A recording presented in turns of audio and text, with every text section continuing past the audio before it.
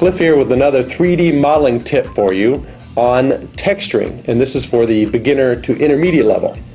And I'm going to enlist some help from one of our favorite 3D models, somebody who has been texturing for tens of millions of years since the Jurassic period, our very own Texturosaurus Rex. So let's get started. For those beginners out there, Texturosaurus Rex states that texturing, or texture mapping, is the method of applying a bitmap image to geometry, giving it the appearance of a material, as seen here. I'm going to start off with a small city model that I built in 3D via Shape. However, these texturing basics apply to most any application. I want to note that Shape has some great texturing features for texturing quick models. Step 1 will be searching for good textures.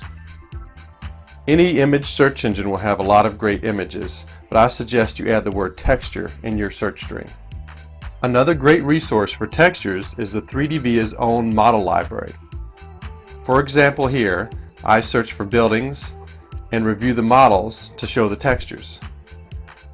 Texturosaurus Rex reminds us that you should be sure to check the permissions on a model before using them. Some models' textures will not show up due to their permissions. This is the same for any image you find on a search engine. Download the texture to your computer and then you can use it within your model. So back here in 3D via Shape, let's look at the two ways to manipulate textures. First, select the Paint tool, then Import Texture button. Then select any face to apply the texture to. Next, you will need to adjust the texture by using the Edit Texture Position tool or the Reshape Custom Material. The Edit Texture Position tool allows you to easily rotate, scale, and transform any texture on a face, cylinder, or spherical shape. The Reshape Custom Material tool allows you to select the corners of your texture. This can be achieved dynamically by using the Advanced feature as well.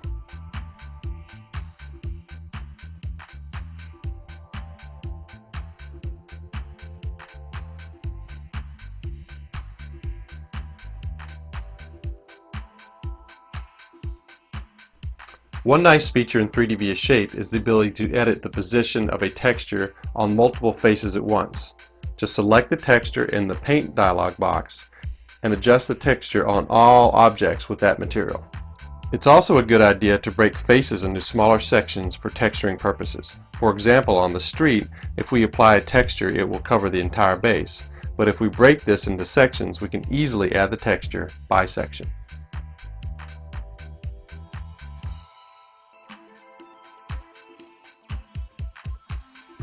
Texturosaurus Rex reminds us that using large texture files or pictures can greatly increase the size of your 3D model. So use an image manipulation program like Photoshop to change the size and crop the texture to a more manageable size. Editing contrast, sharpness, and color balance are other great ways to enhance a model with textures. It's also a great idea to use as few textures as possible in one model. A common practice for professional modelers is to create one larger texture map with several textures on it. This can greatly reduce the file size of your model. Texture files work best as power of 2 file sizes. For example, 256 by 256, 512 by 512, 1024 by 1024, etc.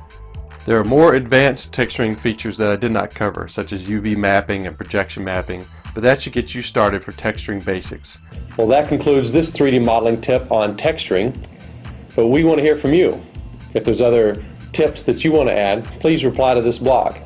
We also want to thank Texturosaurus Rex here for his input. You can always find him on 3dvia.com.